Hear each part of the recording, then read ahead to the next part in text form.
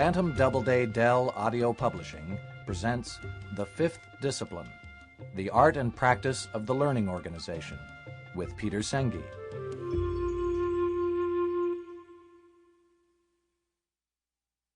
From a very early age, we're taught to break apart problems, to fragment the world. This apparently makes complex tasks and subjects more manageable, but we pay a hidden, enormous price. We can no longer see the consequences of our actions. We lose our intrinsic sense of connection to a larger whole. When we then try to see the big picture, we try to reassemble the fragments in our minds, to list and organize all the pieces. But the task is futile. It's similar to trying to reassemble the fragments of a broken mirror to see a true reflection. So after a while, we give up trying to see the whole altogether. The tools and ideas presented in this program are for destroying the illusion that the world is created of separate, unrelated forces. When we give up this illusion, we can then build what Peter Senge calls learning organizations. Organizations where new and expansive patterns of thinking are nurtured, where collective aspiration is set free, and where people are continually learning how to learn together. Peter Senge begins by giving us his basic definition of a learning organization. When we speak of a learning organization, what we're really talking about is a group of people who are continually enhancing their capacity to create what they truly want to create. In many ways, this is not really a new idea. I think those of us who have worked in organizations have from time to time, often by luck or chance, stumbled into a group of people who work together in a very different way. For years, I've asked audiences, be they small groups and workshops or thousands of people, how many of you have ever been part of a team you thought was really exceptional? Invariably, anywhere from 20 to 80% of the hands will go up. And I'll say, well, what was that like? What made the team exceptional? And people will rattle off a set of characteristics about vision and spirit and people trusting one another and people listening to one another. And somehow the differences amongst people, rather than becoming an obstacle, became actually a source of strength. Everyone was able to contribute what they did uniquely well.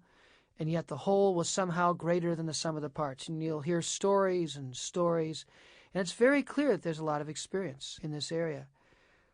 What really makes a learning organization is a very simple question that follows that, which is, well, if you've been part of a team that was great, be it a high school basketball team or a theater ensemble or a product development team, did that team start off great? And almost invariably people will say, no, it didn't start off that way at all. It was just a bunch of people trying to do something and became that way. In other words, the group as a whole learned. Over time, the group or team learned how to enhance its capacity to create what it truly wanted to create, what the people really cared about. What's important today is that we're entering an era where we can no longer leave this to chance. It's not enough that every once in a while, maybe once in our lives, we're part of such teams. It's really quite important that organizations develop this capacity to learn together on a regular and reliable and predictable basis. So if there's a fundamental shift today, it's not the existence of learning organizations, which I think in this sense, small groups or maybe even larger groups of people who in fact learn over time, enhance their capacity over time, have been with us always. What's different today is we have to develop a body of theory and method, a set of ways of doing this that more and more reliably and predictably lead to this sort of capability within our teams and within our larger organizations. There's several reasons why this is vital in today's business environment. The first is the rate of change. There's no doubt that the rate of change in today's business environment is probably greater than it's ever been in the past, and there's no evidence of it slowing down. The pace of change is accelerating, and what that means in very practical terms is whatever we've learned in the past, whatever ways we've developed for doing things in the past that may have been terrific in the past and may have served us very well in the past, will no longer necessarily be adequate for the future. I believe when you see great icons of successful business practice, organizations like General Motors and Eastman Kodak and IBM, fail in the way they have over the last several years, it's a telling indicator that the world has changed. The second reason why learning needs to become a core capability of successful business enterprises is that the world is becoming an increasingly small place. There is increasing interdependence. The world in which we live is becoming one where more and more what goes on in one part of the world affects what goes on in other parts of the world. There's a lot of talk today about global enterprises, organizations becoming more and more global in their activities.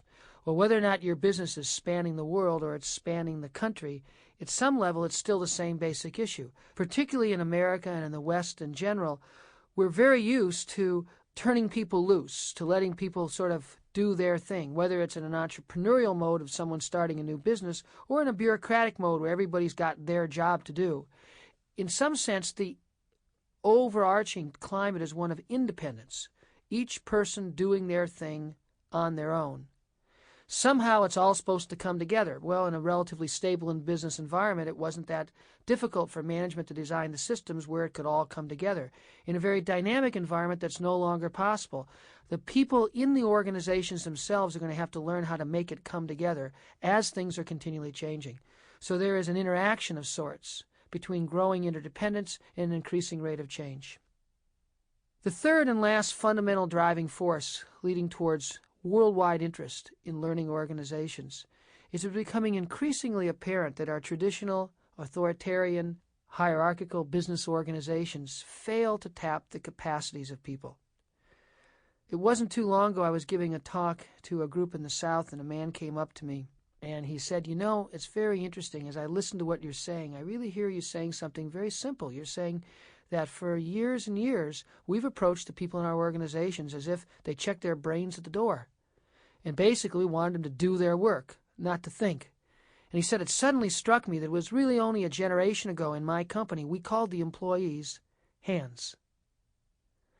So this traditional notion that the top thinks and the local acts, that you check your brain at the door, or as one man in a steel company said recently, they always hired me from the neck down, has got to change. See, the really interesting thing about learning organizations from a standpoint of what life is like within organizations is that it's people who learn, not organizations that learn, not systems that learn, not management hierarchies that learn. So in some sense, this whole revolution towards learning organizations puts the human being right into the center of the organizational equation in the way they never were in the past. The notion that people are interchangeable units is going to start to change. Knowledge and learning is always embodied in a person. So in that sense, people really do become an organization's most important asset, and not just a handful of extraordinary engineers or one or two top senior executives, but people at all levels. Now, when you start to think in these terms about a new world of enterprise in which people are somehow at the center, you begin to appreciate some of the deeper territory that has always limited the way organizations operate. We often think of organizations operating the way they do because of their systems, because of their management practices, the rules, the procedures. An individual comes to work and they're given the rule book. But the fact of the matter is that all of that was created. It didn't drop from the stars. When the business first started and people walked into and said, hey, let's build an office site here, there wasn't a rule book sitting on the ground. The rule book was created. So at a deeper level, we have the systems and procedures and practices we have because we created them. They are a product of the way we have thought. We thought people needed to be controlled, so we created rule books. We thought people needed to do jobs individually, so we created individual job descriptions.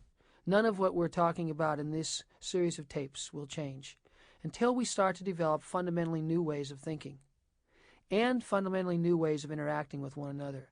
The central territory for bringing about the change in creating learning organizations is actually in us. It's not outside us. It has to do with how we think and how we interact.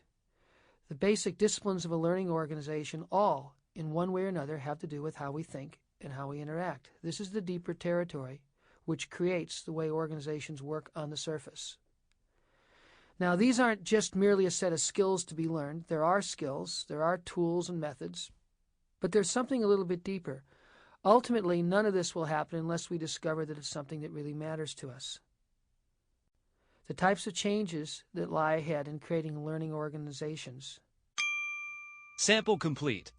Ready to continue?